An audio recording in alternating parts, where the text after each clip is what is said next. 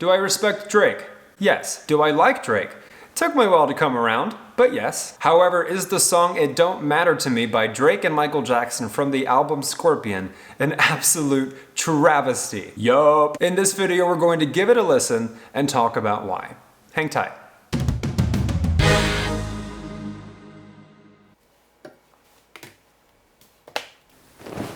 Hey everyone, my name is Francis and welcome to Music Kingdom, a community created by a music lover for music lovers where we review, react to, and discuss music from various genres and decades. So join me, join the kingdom, click the like button, and subscribe to the channel. Despite it being fair use, I do use copyrighted music in my videos, which means that record labels will take the eventual ad revenue for themselves. So if you'd like to support myself and support the channel, I have created a Patreon and there will be other links to things I love and use, all in the description below. Now let's talk Don't Matter to Me. It is from Drake's 5th studio album titled Scorpion from 2018. Overall, I enjoyed the album. I don't think it's a spectacular album by any means, but it did give us absolute gems like Sandra's Rose, which and the very popular hit Nice for What, which in my opinion is an exceptional production. It provided other hits as well, such as God's Plan, but subjectively speaking, And of course it gave us what is, in my opinion, nothing short of a war crime, which is Don't Matter to Me. If you put Michael Jackson and Paul Anka aside, the song is still written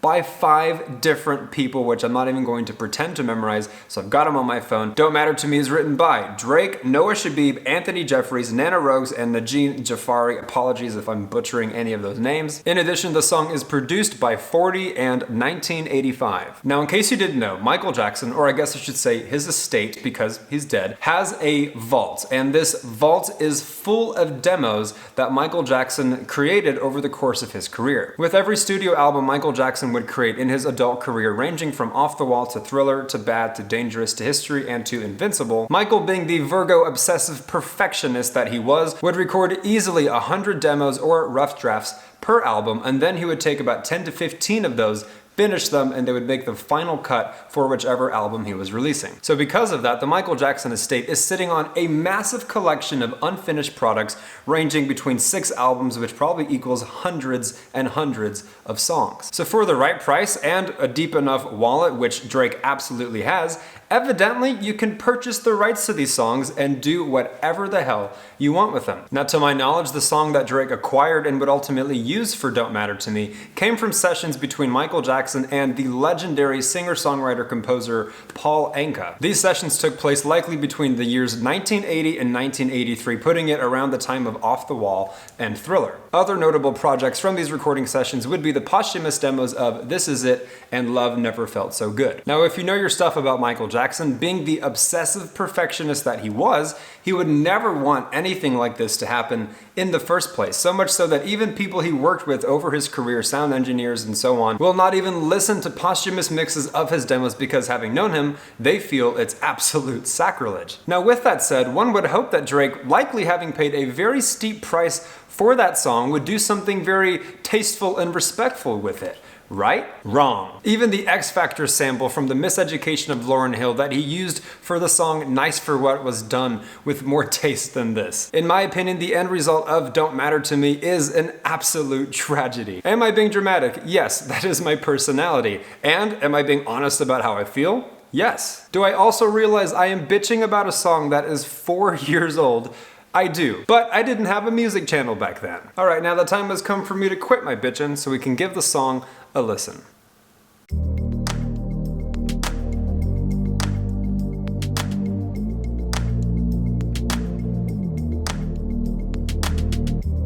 It is a nice chill vibe, a nice atmosphere. Production did a good job with that.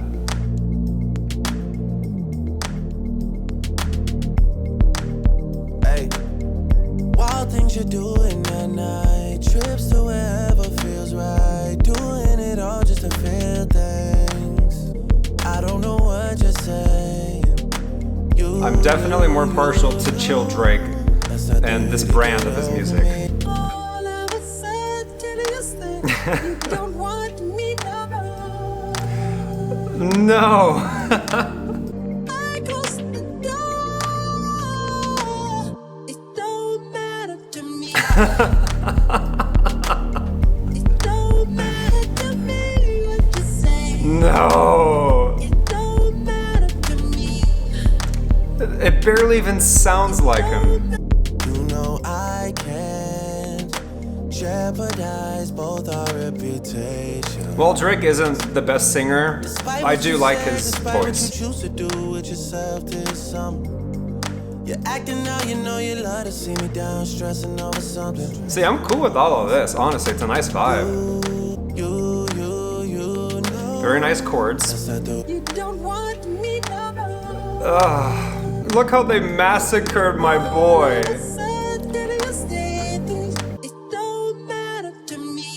What in the name of auto-tune pitch correction?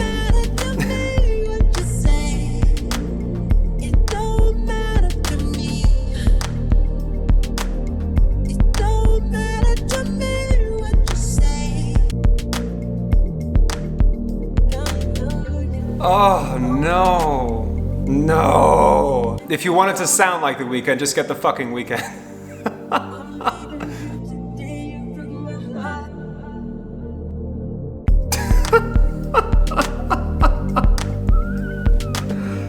Why?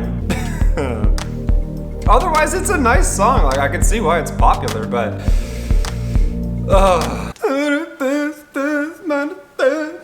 there it is. Before we get to the expert's take and the eventual song score, really grading the song and its different aspects, initial thoughts, just why? That's the word that comes to mind. Why do this? Why pay such a hefty price, I'm assuming, and then turn it into like The Weeknd, which is such a several tiers below, right? If you're gonna get Michael Jackson, advertise Michael Jackson, feature Michael Jackson, do it with taste. Let it sound like Michael Jackson. Give the people what they want. Now, I can't speak to the Drake fandom or even the Weeknd fandom, but I can't imagine most people seeing that he's going to bring in Michael Jackson, which was at the time huge news.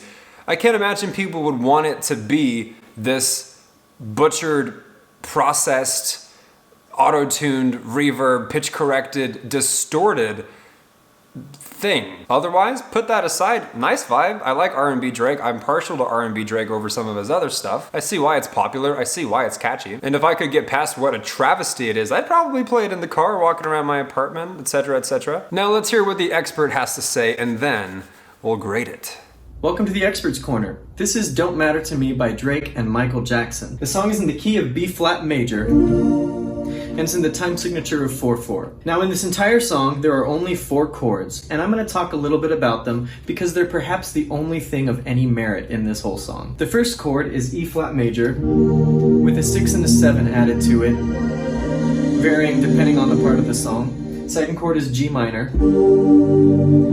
Third chord is B flat major 7. It's a nice chord. The last chord goes back to E flat with a 6 or a 7 added. Now altogether, I do think these chords sound nice. They make for a really chill vibe, and I would actually really enjoy this song if it was instrumental. So, the Michael Jackson sample. No. If you're going to try to use Michael Jackson posthumously in your work, at least try to do a good job. There's so much vocal processing on that track, it doesn't even sound like Michael Jackson. Drake very likely had to use extreme pitch correction just to make it fit his new song, when Michael's original was probably very different. This led to something that sounds terrible. It was classless, it didn't work. The rest of the song does not have much to offer, and I give it a 4 out of 10. Back to you, Francis. A very special thank you to our expert JP, the music guy, for his take. I'm laughing because in between my takes, in between cuts, I just got his clips that I'm going to throw in the editor later. And so I just watched them, and it's just poetic justice because all I did, dead serious, I just gave him the song that we're doing. I said, say what you will, give it your score. And so none of that was planned, but it's like we read each other's minds. He gave it a 4, which will be one of the 6 categories that we grade the song on, ultimately arriving at the overall song score. So let's get started. Starting off with composition, I'm going to give it a 4.5 because is it super artistic? No. Is it super creative? No. Is it a complex composition with different time signatures or key changes or chord progressions, anything of the sort? No. However, is the melody of Drake's R&B verses catchy? Yes. Is it pretty? In my opinion, also yes. Is the melody of Michael's albeit obliterated chorus catchy and pretty still? Yeah, I'll give it that. So 4.5 might be generous because I'm really not trying to let my own bias just take the score down, but ultimately, is it one of the most beautifully composed songs ever? No. Now let's talk production, which in my opinion gets a 3, because is it an amazing production? No. Is it even a great production? No. Is it a good production? Not really. Is it a fine production? Yeah, because it's ultimately pretty simple. The beat is nothing really to write home about, which falls under the category of production. Are there different layers of production, giving the song more flavor and colors? No. So with that all said, I'd probably give production a 5, which is middle of the pack, pretty average or mediocre. However, whatever the fuck happened to Michael Jackson's vocals in the chorus is production as well. And even if I remove the sacrilege of it and my own personal bias from it, any song to me that is so pitch corrected, with so much reverb, with so much auto-tune, with so much processing is going to get a 1 or a 2. Context aside, I do not enjoy that in music at all, unless it is done very, very well. So yes, a 3 is what it deserves. On the subject of lyrics, I'm going to give them a 4.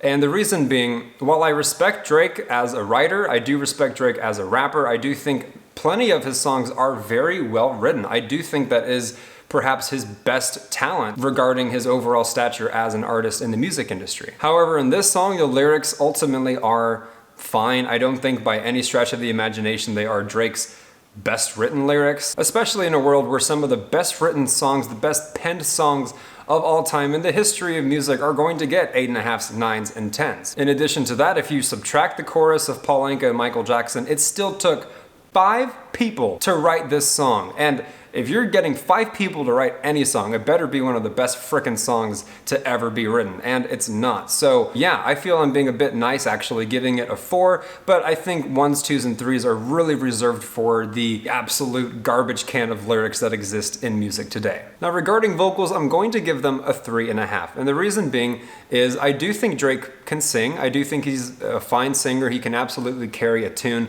But in a world with some of the most epic metal singers, rock singers, pop singers, soul singers who would warrant 8s, 9s, and 10s, Drake's vocals at best, in my opinion, even his best sung song, because of that context I just gave, would be a 5. And then similar reasons in terms of what I judge production on.